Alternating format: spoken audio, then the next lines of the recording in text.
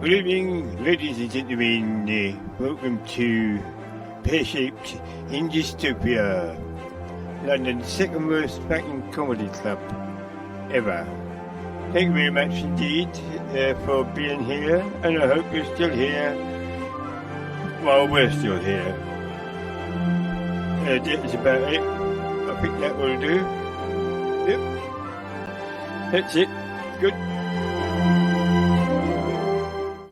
This is PEAR SHAPED in Dystopia on a Wednesday night at 8:30 once a month. Yes, it's PEAR SHAPED, and we hope you'll come to see us and don't be late.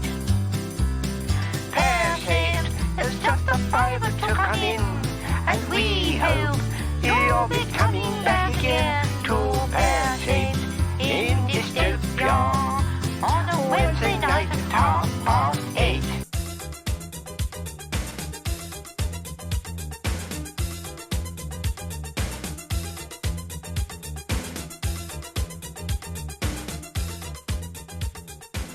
Good evening, ladies and gentlemen. Welcome to PEAR SHAPED in Dystopia. PEAR SHAPED in Dystopia. It used to be London's second worst comedy club. Now it's their worst comedy club because it's in Australia.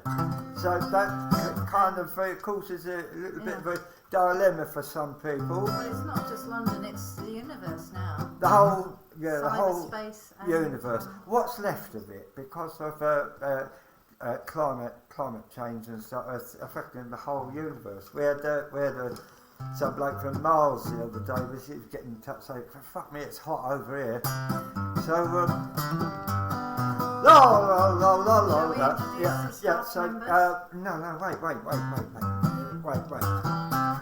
we wish you a Merry Christmas. We wish you a Merry Christmas. We wish you. This is the Christmas issue of PEAR SHAPED in Dystopia. It's only a couple of months late, isn't it? A couple of months late. Well, I mean, if the young lady said if she was a couple of months late, that would be a problem, wouldn't it? But not with a podcast. I'm a couple of months late with my podcast. La la la la la la la la la. Yeah, so ladies and gentlemen, this is PEAR SHAPED in Dystopia, and I would like to introduce. There was a bit of wildlife at the beginning of this. It was a friend of ours has got a squirrel in his loft, and that's not a euphemism, it's a fact. Ladies and gentlemen, I'm Brian, this is Krysstal. We are Brian and Krysstal. That's good, isn't it? See the way that all slots in? Fantastic. Yeah.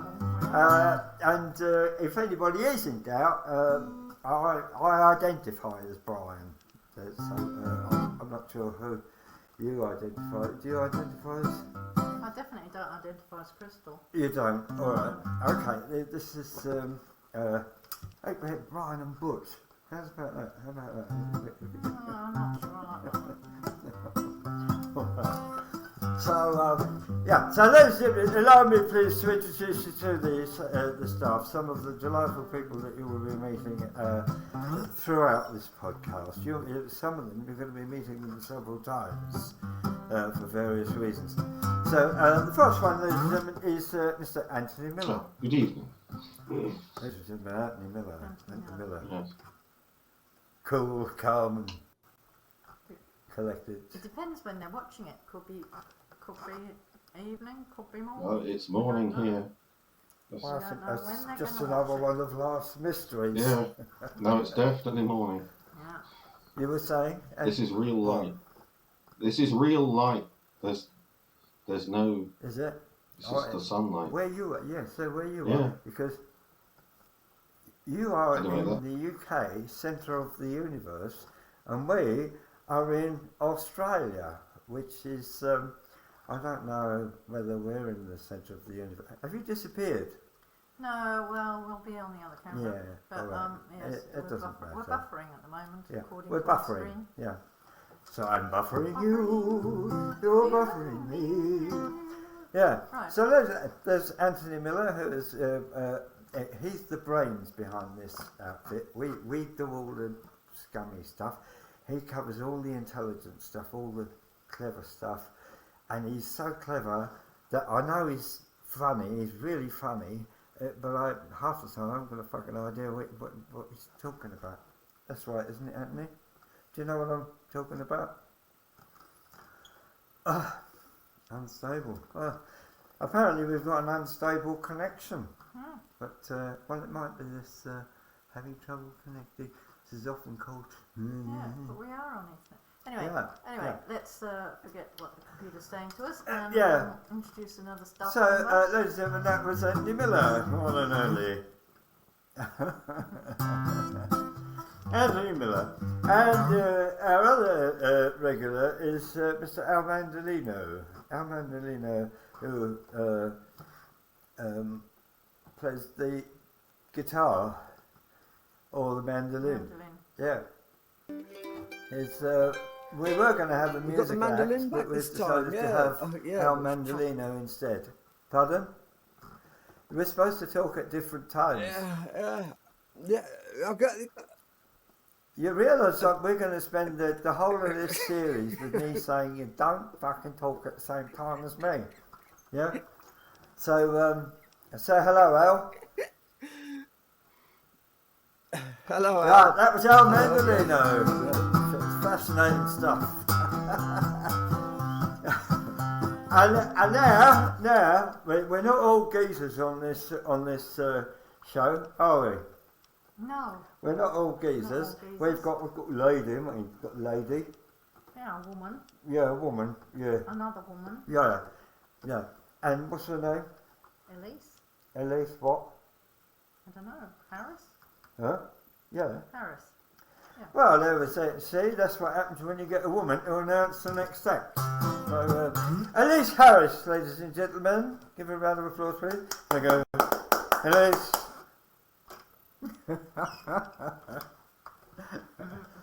I'm Elise. I'm not half as sexist as I sound. I just do it, you know, because I'm a guy, you know.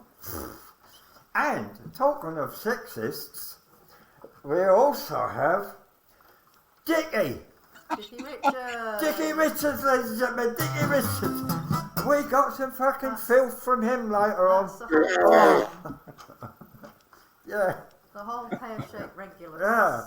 So that there is one missing. We are missing somebody who is usually in LA, but he always makes a great effort to be with us, and you never know, he might show up at any point. So and his name is Cole Parker, our man in LA. So just song me. Yeah. Oh, I've got a new song. Have you? Yeah. What? What is it? I can't remember. It's something like. Yeah. We haven't got a new silly song. We haven't got a new song. Yeah. We haven't got time to write one because we're too tired or lazy or just run out of I think ideas. you and Al should get together. And so you could. We're going to do the same old shit. You could be a big hit. Yeah. That was a new Oh, song. fuck it. Well, after that, there's only one way to follow that, and that is, ladies and gentlemen, with Mr. Al Mandolino introducing the delights of Pear Shaped.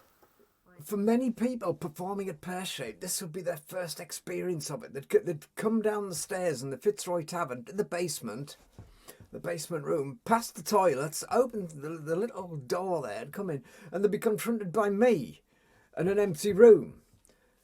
And it would the conversation would go something like this: "Hello, yeah, I here to see the show, or are you an act?" "No, I'm Al. Brian will be here about 8 o'clock. The show starts at 8:30. "No, I don't know the running order, no. Brian works that out about 8:20. Yeah, everybody does 5 minutes apart from the headliners. No, I don't need any help, thanks. I'm fine. This is part of my job. I love doing this. I set the room up and the chairs, yeah. Yeah, if Brian gets here early, I can tell him that you'd like to go on in the first half. Yeah, okay. No, I don't need, no thanks, I don't actually drink, but thank you anyway, yeah. Okay, right, see you later, cheers, yeah.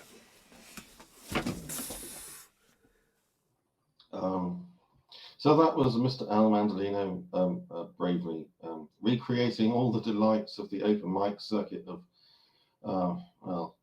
must be 10 years ago now.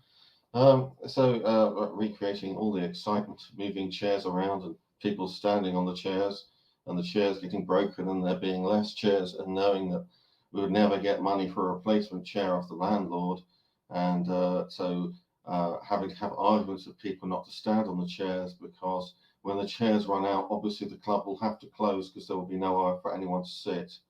I'm glad to say that room has now been renovated and is a toilet, so people can sit in it and experience a much better experience of the toilets than you would have at the time when they were designed, when they were delegated by the council as being too small.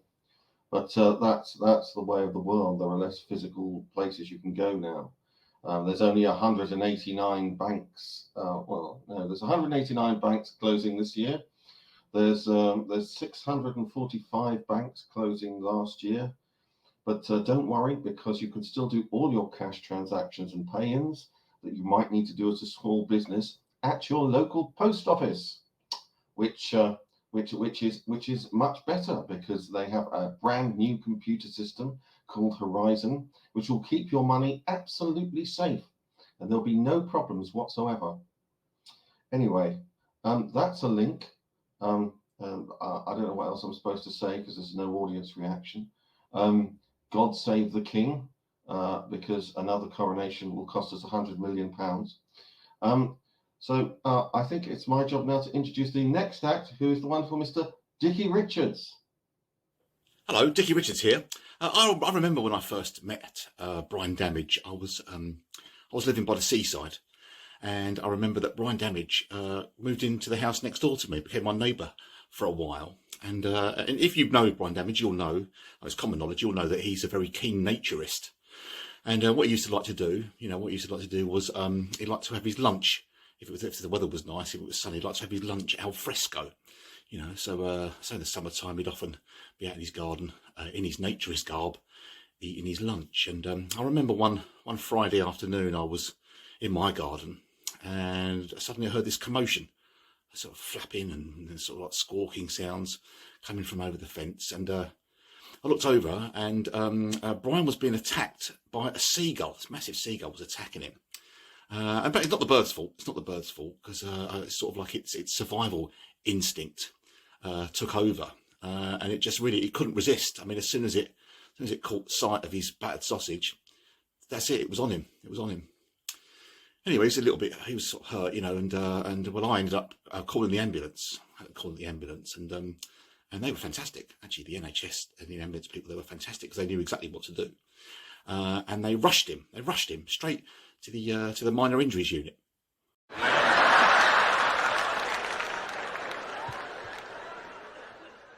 It was the one and only Dickie Richards providing the laughs there, genuine laughter at the end of that section. How is your minor injury, by the way?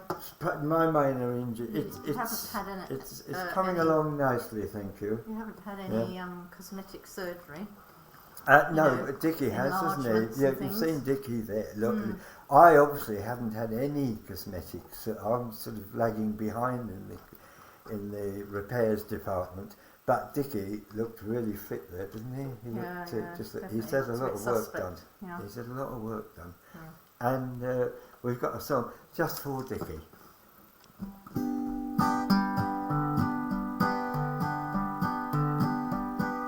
Mary says she's 29. She's been a very good friend of mine for over 40 years.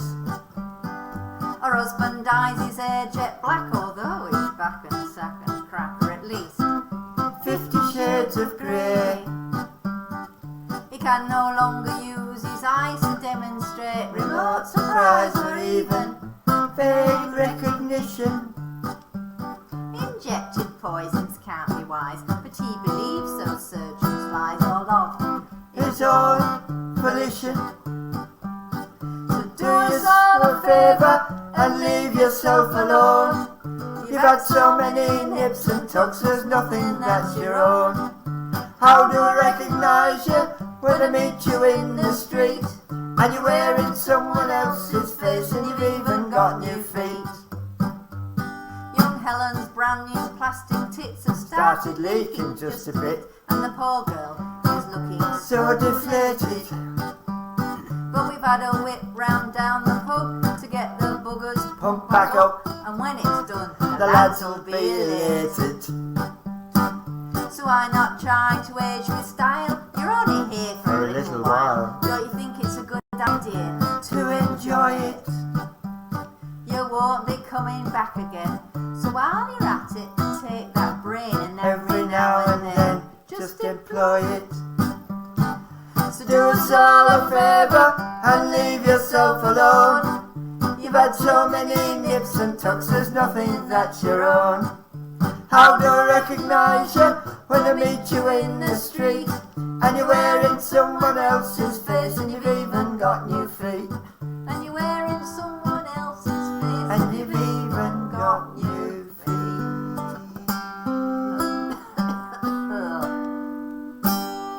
Ladies and gentlemen, we have just been told by the producer that we've got a message from Cole Parker.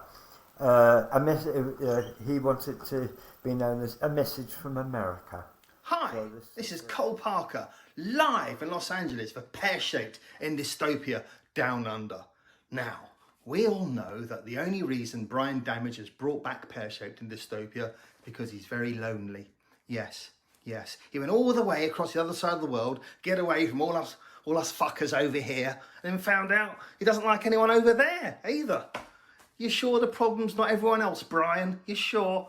How is everyone else, by the way? How are you all? My forehead's getting bigger and my gut's getting bigger too. Getting so fat now, my belly button looks like a fucking hernia. Yes, it does. But I no longer smoke. Stop smoking weed. No more ganj. Well, no more smoking ganj. I now just have edibles. 5,000 milligrams. I've never seen a pack as strong as that. To put this in context, 5,000. Just 10 milligrams will get a normal mortal, heavily sedated of THC. 10 milligrams of THC, knock them spark out, right? Anthony probably needs even less than that. He probably needs half of a percent. Probably is all Anthony would need to have him singing to the Pixies and calling the police with his finger in his bum. That's be what you'd be doing, wouldn't you be, Anthony? You'd be putting your whole hand up there, putting your hand up your bum and singing I'm a Little Teapot, wouldn't you? Hey, that'd be fun. And Al Mandolino. Now, Al, I've been to prison Al. He looks like a man who knows his way round a joint, doesn't he, Al? Al has got front load joints written all over him, hasn't he? I bet he'd front load a joint at a house party, wouldn't he? You know, one of only a couple he'd get invited to as a friend of a friend. And he'd go and he'd smoke his little front loaded joint, bum the fuck out of it, pass it around the group, then leave before anyone realised. Yeah, that's what I think, yeah. And Dickie Richards, how's Dickie in his white underpants? You sexual tyrannosaur, how you doing there, fella? Nice to have the gang all back. Nice to have the gang back for Lonely Brian. Good. I hope that Krysstal is doing all right. I hope Vicky's good over there, because it's just you and her in the outback, and it's just you, her, and a load of terrifying creatures. Oh, that was Cole Parker. I think Al mentioned last time we viewed that he hasn't been to prison. He wanted to make clear that you know, what if he had? You shouldn't let the past define you, unless of course you're a serial killer, in which case you shouldn't let it define you. You know, there's too many laws anyway. I heard that the government were planning to prevent pub landlords from buying shares in whiskey distilleries, because apparently it results in too much short selling. So there we are. That's a joke, isn't it? Everything's mad. Apparently, you know, World War III. That's a bit of a liberty, isn't it? I have decided. apparently we're going to have nuclear weapons sent back from America. America are going to put their nuclear weapons here again, like Green and Common in the 80s, to keep us safe. It's a bit patronising, isn't it? I mean, I remember when Bevan said that we would have our own bomb with the bloody Union Jack flying on top, so that we could destroy the world ourselves. And it's and we built Magnox reactors at Windscale and poisoned most of Yorkshire with xenon just so that we could be free. Anyway, that's a link. I think the next act is the far-seeing Psychic Pete. Or will be when Brian remembers to press the button. Otherwise, I'll just stay here in an existential void, I suppose, talking waffle. Maybe he's lost connection or something. That does happen. He was breaking up earlier. So, yeah, what else can we talk about? I don't know.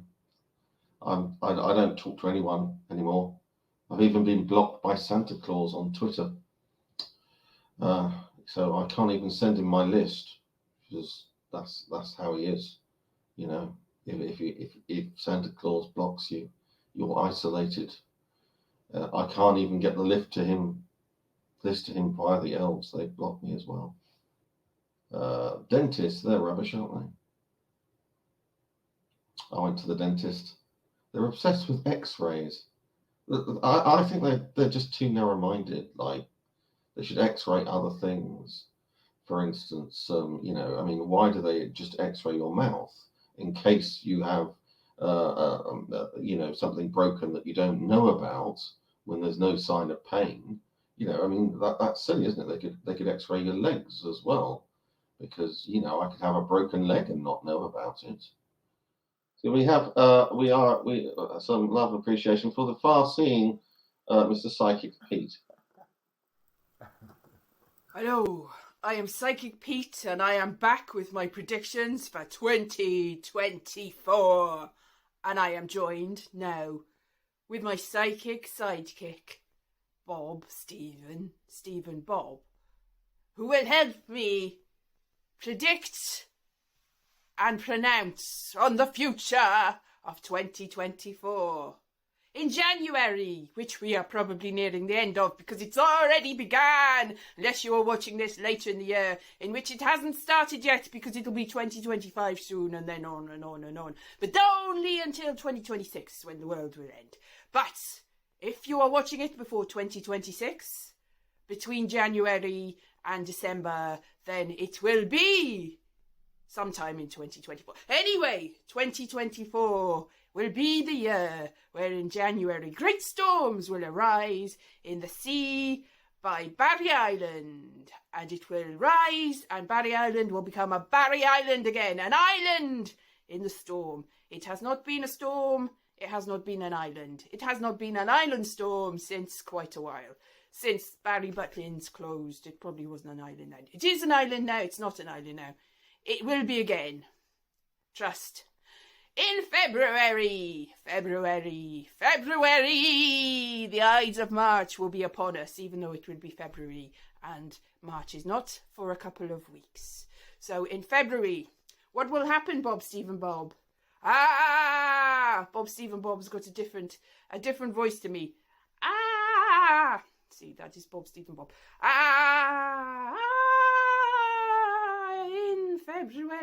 In February, what happened? Oh yes, in February we will have a new season of Gogglebox on the TV, and I'm not in it. I thought I was going to audition for it.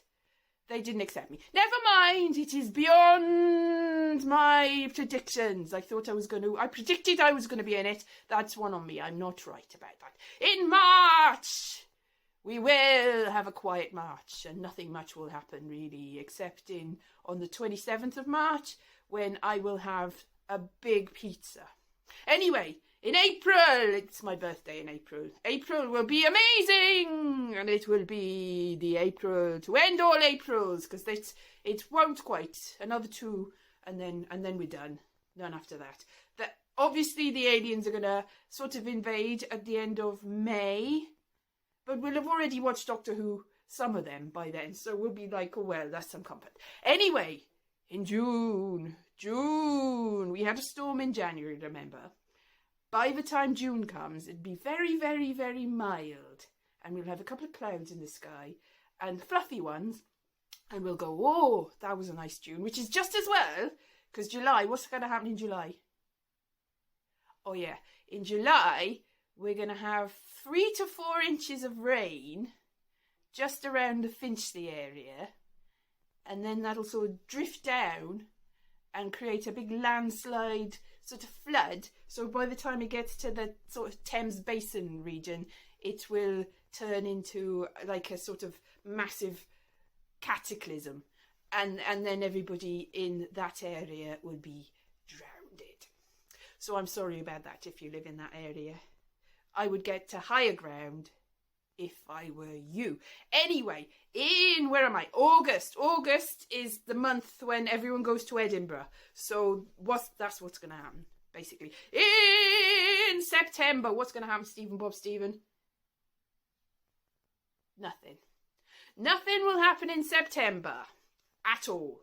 But, trust me, 70 or 80 celebrities will die in October. And they'll be the nice ones. The ones you really want. You're like, oh no, that's a shame. Never mind, because it comes to everyone. And also, we've only got 2 years left, so it doesn't really matter anyway. Did I say the aliens were going to invade in the end of May? Well, they're going to sort of form a new world government in November, come December time. So by Christmas, we'll have sort of gone, oh, well, it doesn't really matter anymore. Everything's... So that's really the predictions for 2024. Basically, floods, disaster, aliens, Doctor Who, Gogglebox, I'm not going to be on. Barry Island is an island. And also, it's going to be lovely. It's going to just basically, you're going to go, well, that's fine. You're not giving up by the end of it, so we'll be fine. Everything will be fine. And Stephen Bob Stephen and me will basically, well, we might be given a position in government by the aliens. So you've got that to look forward to, haven't you? Because I'm great. I'll be a benevolent dictator. And Stephen Bob Stephen is going to be the deputy. So it's all good. That is 2024. Oh no! Stephen Bob Stephen's head's fallen off. Never mind. Because 2 years at tops, really. Okay, the end. The headless Stephen Bob Stephen. So if he went swimming, Stephen Bob Stephen, there would be no point in him bobbing, would there? If he had lost his head. Christmas. Now, as this is our seasonal issue, right? Because it's Christmas now. It's still Christmas. We haven't put the decorations up yet, but it's definitely Christmas. Christmas is the time of year you think about friends, relatives, people you haven't seen for a whole year, and you think, fuck 'em, I'm going on holiday. And if you live in the UK, the centre of the universe, you will go somewhere nice and warm and sunny with sand and beaches and palm trees and baby oil and nipples, somewhere like Mumbles in Wales or Ramsgate. And if you can't get into either one of those, you will have to go abroad. And if you do go abroad, you've got to remember that people abroad, they have a very strange idea about us Brits, you see. So all you've got to do, whichever country you visit, is learn a tiny bit of the language. I fucking K, you know what I mean? So all you've got to do, just blend in a little bit, you know? And I'll tell you what, watch this.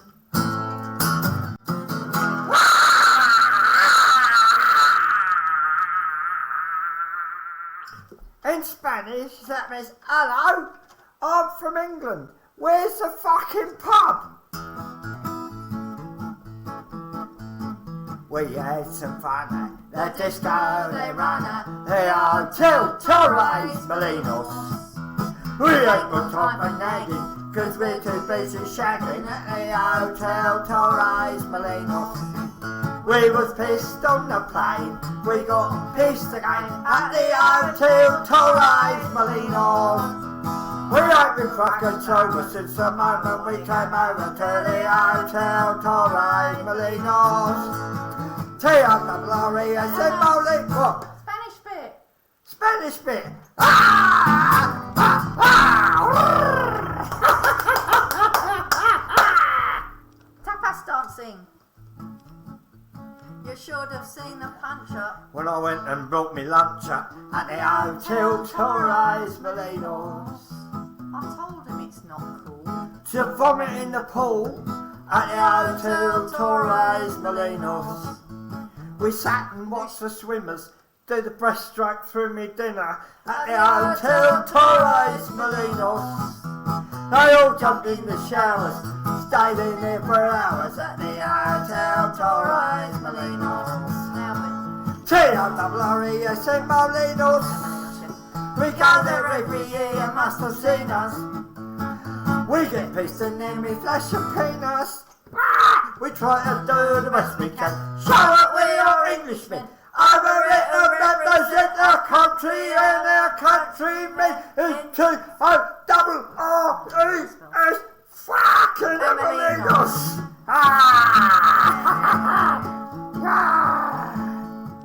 Right, that's Christmas over and done with. Yeah. Well, yeah. Alright. Ladies and gentlemen, now it's time for the news section. Thank you. So I was thinking about the false flag theory that Mossad knew that Hamas were going to invade and they just let it happen, and how mad that is, because, you know, people are incompetent. Mossad cock up all the time.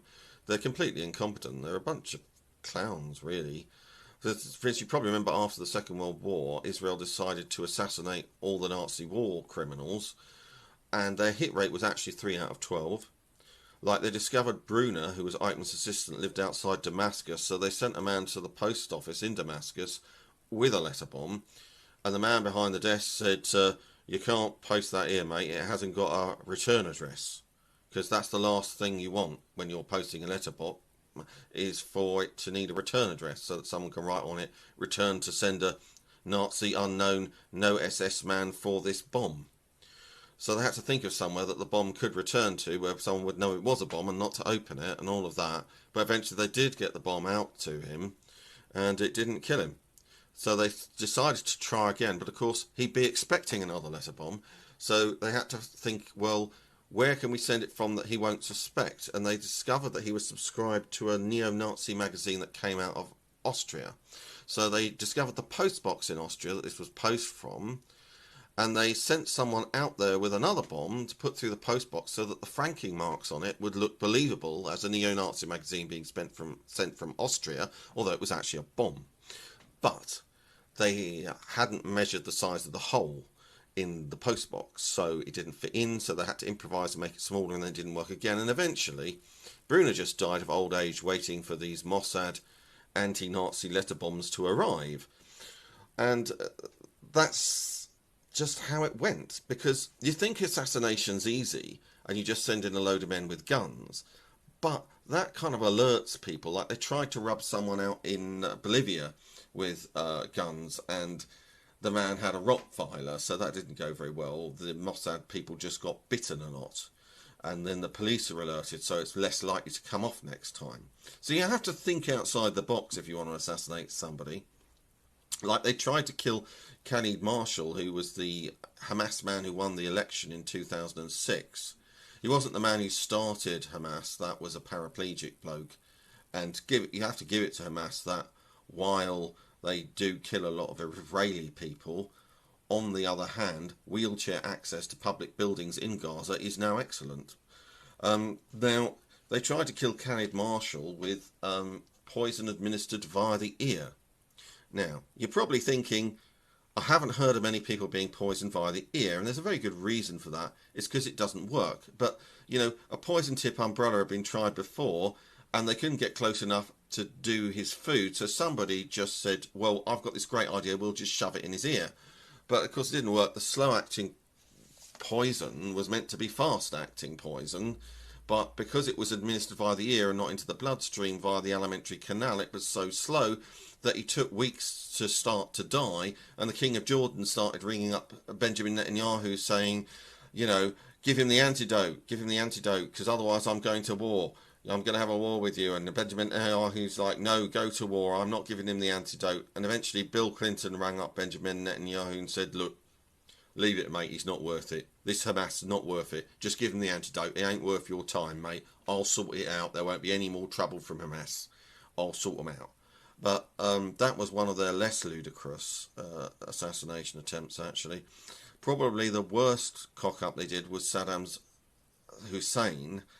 Saddam Hussein had an uncle who was his mentor, who was a bit round the bend and had outlawed flared trousers into Tikrit because he had a leg fetish of some kind. So he was spray painting women's legs, so he had the police doing it. And if you wore flared trousers, he'd cut the bottoms off so he could spray paint them, or the police could spray paint them. It all went a bit loony. Even Saddam said, I've had enough of this, and sort of pushed him aside a bit. But Saddam was fond of him, and they knew Saddam would turn up at his funeral. So, because you can't send a body double to a funeral, so they decided what they would do is build a film set in a kibbutz that looked like the exact graveyard outside Tikrit, so that they could mount a fake funeral and it wouldn't go wrong because everyone had done their practice and they knew this time how not to cock it up. They practiced it over and over again. So they got one group of soldiers to play Saddam and his family going in jeeps to the funeral, and they got another load of soldiers to practice the actual assassination of Saddam's family. But it was so realistic, the film set, that they didn't realise it was play acting, and they shot the IDF men playing Saddam's family with 5 very big missiles, and 5 of them died. So the idea that Mossad have any idea what's going on is just laughable. Things have moved on a bit since then, haven't they? That's what we need. We need some decent news items, topical stuff. I look forward to someone seeing that section and striking us down off YouTube or something. So yes, well, we were still carrying on anyway. Things. You see, the thing is, this bringing Pear Shape back after such a long time. I was just thinking of other things that should have been brought back. Like, I'm very upset that The Crown has ended. And they said, well, we're up to the present day. We can't go any further. Well, of course you could. I mean, Prince Charles could wake up and find Diana in the shower, and then you could recreate it. Anyway, that's enough from me. I think I'll put the next act on, which is where. Hello, I'm Dickie Richards. Now, a couple of weeks ago, it was a lovely day. I went for a walk, a nice walk out in the countryside, and I came across this beautiful old church, and I stood there admiring it. And I noticed, when I was admiring the church, I noticed from, like, in the cemetery, I could see someone walking towards me, and it was this beautiful woman, really, really gorgeous woman, very, very sexy. And she was dressed very, very nicely, and the hair done very nicely, and lovely makeup. And as she's sort of getting closer towards me, I thought, well, I'll pull my stomach in a little bit and try to give her, half a smile. And anyway, she didn't say anything to me, but when she got to me, she got her phone out. And she said, hello, yes, I can't see you. I'm here. Yes, that's right, yes. Yeah, St. Mary's Church, yes. Yes, exactly. Yeah, I'm here. I can't see you anywhere. And then she started getting like a bit more agitated, She said, yes, I'm here, St. Mary's Church, that's right, yes, I am. I'm exactly where you said to meet you, and I can't see you. I am. I am. I am standing by the bell end. Hang on. Yeah. No. Yeah. Yeah. All right. Yeah. Okay. Yeah. We've got him. Yeah. Cole Parker. We've got him. Yeah. Been a very difficult year for us actors here in Los Angeles. Because, of course, all the strikes. There was the writers' strike, and then, of course, the actors' strike, the SAG. SAG, of course, stands for Screen Actors Guild. They were all on strike. We're all on strike. All the actors, we had to go on strike, so we couldn't go to work. No acting. Couldn't act. Had to be ourselves every day. It was fucking horrible. Because obviously I'm a cunt. So imagine what it was like for me and the people I live with. So had to go around being me for ages. But now, just a few days ago, strike's over. Strike is over. So I'm no longer a striking actor. No, I'm now back to being an unemployed actor. Bit more dignity in the striking one, isn't there?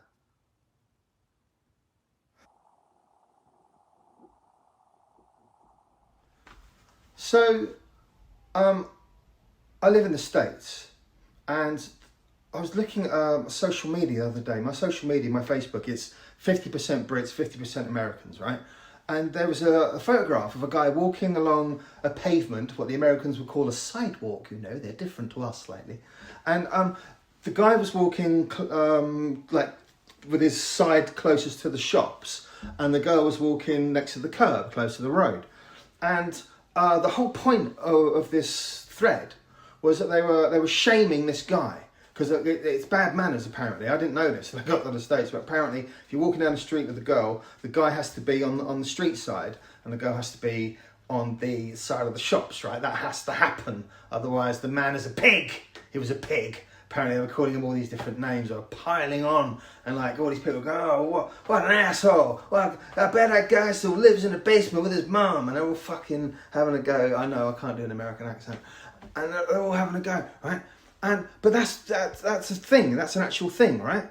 My wife told me about it like a few years ago, and I found it fascinating to me that like that was a thing. Like women, like this etiquette walking down the street, like with women in America. You know, because I was telling you that like British women routinely piss between parked cars on the way home from the pub. And it's a surprise when you see them and you're walking along and you see them, you do a double take. And because they're drunk, they're often aggressive. I find that fascinating. Start arguments with them if you look in their direction. I'm just surprised. It's like, what are you looking at? It's like, you. I'm looking at you. You've got your genitals out in a public place. It's surprising. Why are you looking at me? I've just told you why. You're engaging me in conversation. So I have to look at you. Pervert? Oh, possibly. I mean, if I found you attractive, I could be considered one. But seeing as I've already unfortunately seen you at your most vulnerable, I can reassure you of your safety in my presence, madam. Luckily, I have my contact lenses in. And she got really angry, which is a fascinating thing to observe. You know, someone who's having a piss between a parked car, frothing anger. Like, it upgraded her squat piss into something more solid. She surprised herself. And when she shat, she was furious. She started yelling at me. Apparently it was my fault that she'd shat. It was mine. And then things somehow managed to get even weirder. No one saw him arrive or get in. But when a driver of one of the cars started his engine, the full beams hit her right in the face as she was mid-shit, still yelling at me, and she slipped in the turds that I had apparently forced out of her. It was at this point she started to cry. So I took her number, and now I'm happy to say that Megan and I recently celebrated our 6th wedding anniversary. Oh, cheers. Something I've observed is when people explain stories, things that happened when they were drunk, like quite often if they describe like an accident, an injury or something they suffered. Like for example, a friend of mine, he was drunk and he fell asleep on a pier, and while he was asleep, he rolled off the pier and he fell about 25 feet onto another pier, and it was okay. He had like cuts and bruises, but like no broken bones. And everyone said, well, it's because he was drunk. You know, when he was drunk, he was so relaxed, he was drunk. He was drunk, so he wasn't tense, because that's what hurts you. That sounds like bollocks, doesn't it? I mean, I understand it in theory, but I mean, that would mean that drink driving's safer than not drink driving.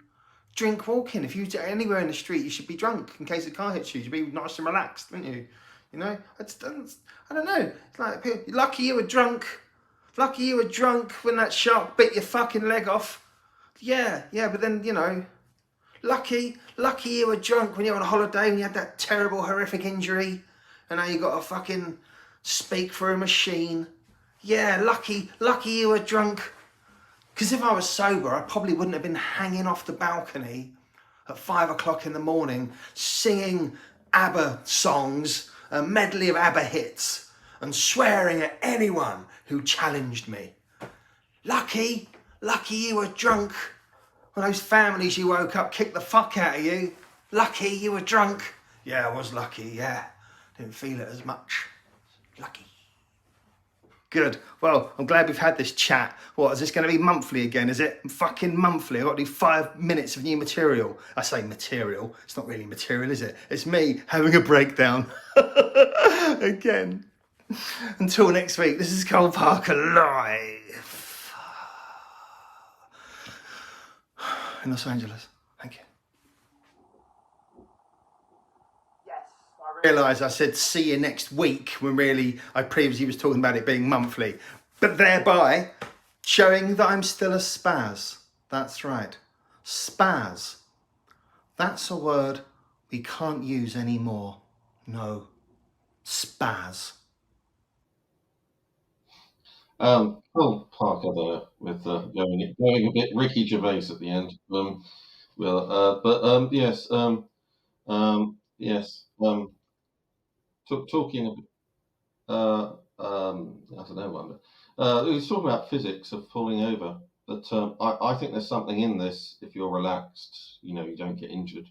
I mean, look at Starsky and Hutch. They spent most of the 70s, they're gone now, but they spent most of the 70s driving around without seat belts, doing handbrake turns and emergency stops, and they never went through the windscreen. So clearly, if you're relaxed enough, you can defy the laws of physics. I've no idea who's on next, Brian, because Al.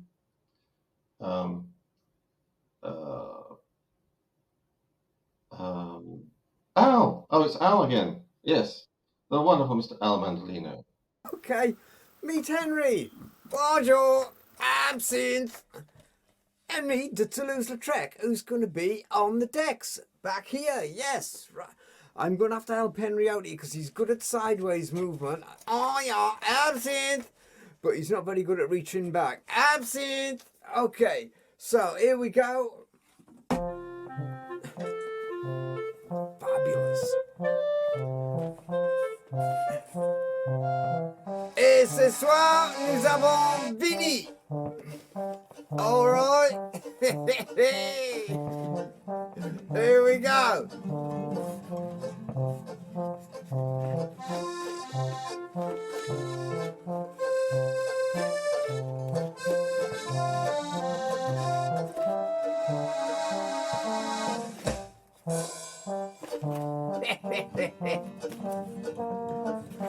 Wow, Vinnie Van Gogh, yeah. Let's just stop that. Yeah, that's where we're going.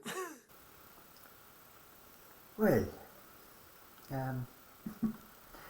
it just goes to show that you don't have to be funny to do comedy. Or musical. I'm fucking speechless after that. I know what we need.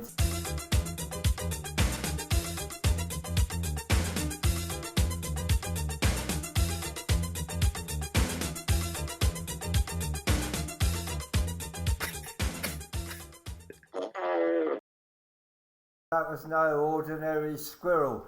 That was our audience for the evening. Our cyberspace audience. And we're hoping that word's going to get round. Squirrel lands on the moon. One great fucking step for squirrels. One leap for squirrel. That's and if anybody else has got any other wildlife films, we can we're happy to use them. Hello, and welcome to Newsnight, which is presented by me, Alexander Meerkat, due to BBC budget cut and shorter episode and politician not wanting to appear on Newsnight anymore because they ask too many difficult questions. And what point with social media where blah blah blah blah blah, Donald Trump, blah blah blah blah blah blah, Gaza, shouty shouty. No Newsnight politician no more. No, Alexander Meerkat is here to monetize Newsnight and BBC because they are not making enough viewers and money.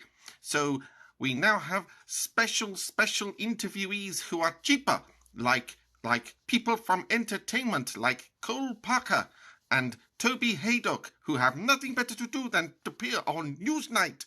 So, let us have a word from Toby Haydock. So, Toby Haydock, tell us about Benjamin Netanyahu and Israel-Gaza conflict. What did you think of Benjamin Netanyahu? Ooh. He was steeped in sort of Manx folklore. He was from the Isle of Man, but his producer-director was Rudolf Cartier, who was an Austrian émigré who had escaped the Holocaust, and he came with a European cinema sensibility. And Rudolf Cartier, I've seen the memos. Rudolf Cartier's treatment of the license fee would probably not get... Oh no, he is talking about Quatermass again. We wanted you to talk about Benjamin Netanyahu. Stupid man. No. We need more, better things. New news. Earlier we talked to Cole Parker about Israel-Gaza conflict. And what is his opinion of this very important matter? And this is what he had to say. I first started working with Russell in about But you already told us about Russell Brand. We know about Russell Brand. And he's still going on about Russell Brand. This is yesterday's news. We need new news, Cole. But we don't have anything, so we just have to keep asking you about Russell Brand forever. So there we are. We have no sense out of Cole Parker and no sense out of Toby Haydock and no sense out of anybody because we do not have budget. So we just have to interview silly comedians about things that you can learn on Channel 4 documentary, which is much better because they have money and resources. Whereas we are Newsnight, who now funded entirely by advertising because BBC, no budget, everything has to make money, so we are reduced to just being me and nothing else, and that is it. Go and watch ITV, they have better documentaries. They discovered post office scandal. Oh, we did, but they made it interesting, whereas we make it boring. Bye! I would just like to say, on behalf of poor people everywhere, that I'm very pleased, very pleased to be a billionaire. And I know I've had a lot of emails, and I know that everybody I know is very pleased for me to be a billionaire, not just a millionaire. Or not even a trillionaire, but a billionaire. And I have to say, I enjoy it very much, and I'm very honoured to look after all your monies for you. I will look after it, I will guard it with my life, and my accountants. And my lawyers, of course, if anybody actually wants to sue me for abuse or something like that, something scandalous, then I'm sure the billions will come in very handy to protect my money, which is necessary. I need to protect my money in the same way that my money protects me. And I feel that I've led a very sheltered life thanks to my money. It's made all the difference. I couldn't have gone to Harrow or Eton or anything, or Oxford, anything like that, without my money. And I wouldn't have wanted to. I actually wouldn't have wanted to be parted from my money. And Mummy and Daddy, when they did send me away to school, boarding, you know, they did actually send my money with me. I think they were hoping that I might come back as an adult, complete with money. And of course the money has made all the difference. I'm never one to mention money, but everybody I know, all they ever talk about is money. And they spend most of their time saying they don't care about money. Well, you have to care about money because your money cares about you. And Oh God, even the Australian birds are joining in now. Everybody seems to be so concerned about my money, and I never think about it at all. I could go all day long, every day of the week, every day of the month, every day of the whole bloody year, without even thinking about money. I have enough things to worry about, and I don't want to worry about my bloody money. I don't even want. No, I don't even want to talk about it. Thank you. Am I being paid for this?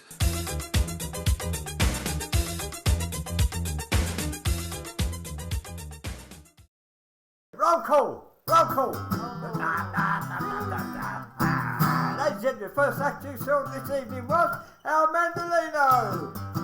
Talking about people arriving at Pear Shaped and to a empty room full of chairs. And he was followed by Mr. Dickie Richards. Dickie, say hello, Dickie.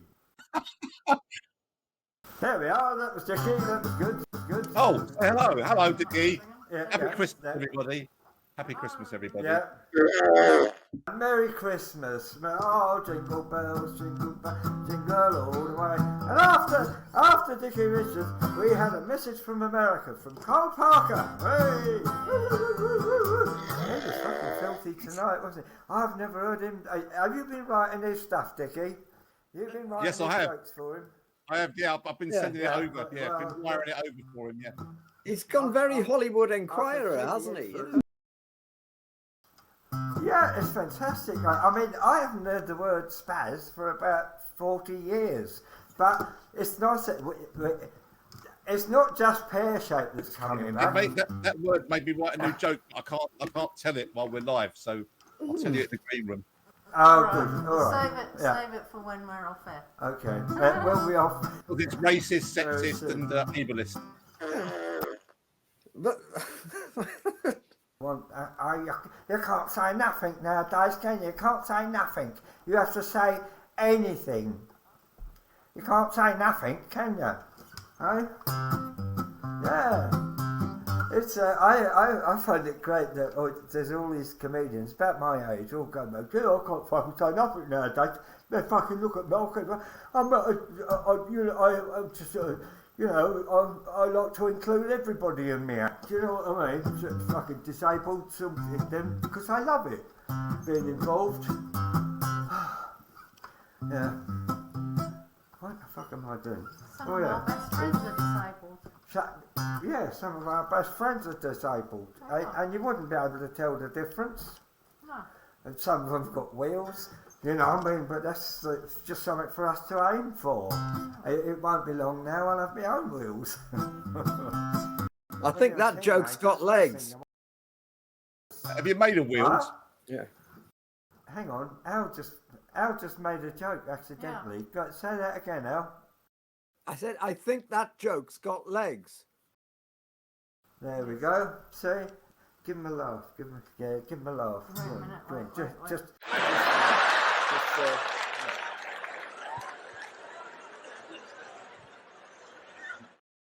That was a Wokerati classic, that, wasn't it, eh?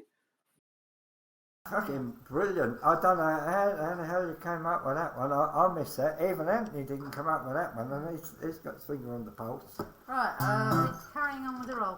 Yeah. The next one was and after Cole insulted everybody on the planet, we had Psychic Pete. Ladies and gentlemen, Psychic Pete. Pete, you don't look very well. You look like a bird. He's gone quiet as well. Okay, I think I've caused an atmosphere now. Yeah. You can't say nothing nowadays, can you? You can't say nothing. After Psychic Pete did predict that the next one would be the news item about Mossad. Mossad, that was nice. I remember Moss Side. What was it? But was that something to do with Brookside? It wasn't, was it? No. Anyway, there you go. So, and after the Mossad bit, Dickie Richards came back with a bit more filth down the bell end of the toe. More filth. Yeah. More filth. Disgusting. Yeah, but it's like, yeah, go down, next one, yeah, that's it, yeah, yeah. In case you've forgotten who Dickie Richards was. I'm Dickie Richards. Still Now, is, the best town in the UK to get a hip replacement is Ipswich. Now, I had to go to the doctors this week because I had a jet of hot air coming out the end of my willy. And the doctor said, it's nothing to worry about. You've got thrust. Now, I've never been a fan of ringworm, but it's growing on me. Yeah, and you will never know what it's like to suffer with a chronic fungal foot infection until you've walked a mile in my shoes. Now, I do have something that's uncurable, though. I do have something that's uncurable. I'll never be cured of my therapist phobia. Okay, it's not uncurable, it's incurable. Uncurable. No, Like a incurable. Yeah. Like what? Like a ham. Like a Yeah. Yes. Yeah. All right. And then we had another one. And then we from had Cole Parker. what? We had another report from Cole Parker. Oh, we did, yes, Cole. That was the one report, with the about unmentionable. that beautiful romantic story about how he met his wife for the first time. That was a beautiful ending to that story. Yeah. So in between, And it is Valentine's Day nearly, isn't it? It's nearly Valentine's Day. Yes, happy Valentine's Day to Yes, we should have you. done some love songs instead of Christmas songs. Somebody, it was Anthony was going on about Santa Claus earlier on, wasn't it? Yeah. I don't know anybody who's been blocked by Santa Claus. Well, you do now. Well, and maybe one or two of the elves. You do now. If they were. That's all right. Right. So, and then we had Bunch of Cunts. Krysstal reminded me that Bunch of Cunts is only about 8 years old. We like to keep our finger on the pulse. Yeah. But, I mean, it still Brexit applies still today, haunts us, as far as I'm concerned. And the wonderful thing about coming to Australia is finding that their politicians are just as lovely as the ones in the UK. They've got exactly the same fuckers over here. It's absolutely fantastic. So I suppose it, uncanny. Yeah, it's just they're amazing. I put the news like, oh fuck me, I heard all this 2 years ago. You know, it's so. And then, of course, we finished with our audience in the loft instead of in the cellar next to the toilet. Yeah. They've gone up in the world, our audience, and it's the outro, isn't it, Sam? Well, that was a marvellous show. I must say, I really enjoyed it. I thought everybody was absolutely hilarious. Well, I can see you enjoyed something, yes. In fact, I'm so happy that I would actually like to pay something. Yes, but I don't know where to start, actually. Normally, I have a little man who deals with the money for me, but he got in a fit of laughing and he seems to have disappeared somewhere. I know how to do it. So, how do I pay? Scan the QR code or follow the link. Well, that was pear-shaped in Dystopia. Wednesday night at 8:30, once a month. Pear-shaped, and we hope y'all thought the show was really great. Last Wednesday of the month. Pear-shaped, if the comics made you grin, feel free to chuck a fiver in the bin. Or 10 or more. Pear-shaped in Dystopia. Wednesday night at 8:30. When does it run? Oh my goodness, it's just telling you, dear. There you are. Is it next week? No, end of the month, dear, end of the month. Next month, the end of the month. Correct. Yes. Yes. Right. Well, I shall be here, so yes, thank you will. for everything. It's all right. And I'm just trying to figure out how to pay. Well, you've been told, dear, if you haven't worked it out by now. Well. Green room. Thank you very recording. much. Thank you for your green room chat. tolerance and lack of panic this is the first one that I haven't exploded on. So, There's still time. yes. I've got a detonator. I have seen, it was today, I had a look at the last one that we did, and it was nowhere near as bad as I thought it was. But we must try harder. We must try harder. We must try harder. What about the one before Christmas? You got anything salvageable? Well, there is, yes. Your bit is salvageable. You know what Dickie did. I don't know about that. You know, that's right. But it is, yeah. So, and the thing is that when you're on doing your own bit now, Anthony, I missed lumps of what you did, but I'm assuming that I'm going to have a lovely clean recording instead of you disappearing for 2 minutes. So when we do, who's that? That's Al being a cunt. I'm not doing that. No. I'm not doing that. Fucking mute him. I'm not doing that. No, it's That Al. was Dickie, was it? Right. Anyway, doesn't matter. They've stopped. So at the end, when we end, don't leave until we've got all the recordings. It's Dickie, downloaded. isn't it? Yes, probably. Yeah, at the end, stay here and we will have your complete recording right the way through, especially you looking pissed off while Al's doing his bit. We've got all of that. If you leave That'd the be studio great. before we've finished the download of your recording, we don't get your bit. So. That's right. So we will tell you when you can leave. You're breaking up again, Brian. I think what you're saying is leave it on for a bit. Pissed off while Al's doing his So you're going to have me drinking a cup of coffee, not peeling an orange and blowing my nose. Yay! I've got to go and sort out my neighbour's back door at 11 o'clock. Ooh, that's a euphemism, is it? You can't do nothing nowadays, can you? What do you mean, then? You're gonna kick it in, Al. You're gonna kick in the back door. My goodness. It's actually her ex-husband's coming around to meet me there. Meet them, right? Have you muted yourself? Have you muted yourself? They take delivery of her new back door. Couldn't make it up. Yeah, yesterday. If you have to go and get the door, leave your camera on. I'm going to stay turned on. Oh, I bet you are. Yeah. I hope you're getting all this. This is gold, isn't it? Yeah. Yeah. I'll stay switched on while I go and sort out my neighbour's back door. Oh, yeah. That's the script for that one, isn't it? Yeah. Righto, that sounds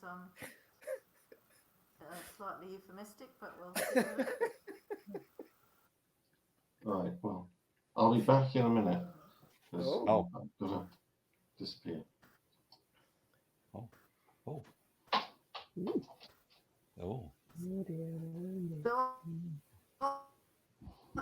He's gone. Gone. You're coming What and else going. up to this weekend then? Yeah. Nothing to do. Eating this orange. Yeah. Just learning some jokes and then going out for a drink. Yeah. Nice. Yeah. Great. Woohoo. Anthony, we've lost your video. We've got He's gone for something. I liked his bit about the what's it? The trying to assassinate the geezer by sticking poison in his ear. I like that bit. I wondered if they used ear snick. Snick. Come on.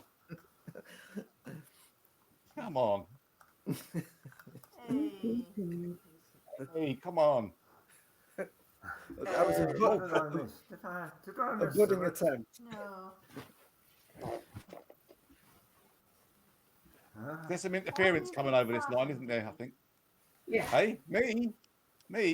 No. Yeah. I've been playing with this. I've just been playing with this. Yeah. It's one of the funniest items you can have in your life. That if you ever feeling down, just put that on and have a play with it. Instant laughter. Yeah, it's better. It's cheaper than mindfulness. That's fantastic. It's cheaper than mindfulness. Have I told you what else happened in my life yesterday with my front window? I saw it online. Yeah. I've got PTSD. I'm in shock. That's what I'm saying. What happened then? What? It was either some clown with a football. You have to end the recording. So that's what I'm saying. Shall I end the recording? Yeah. Yeah. Okay.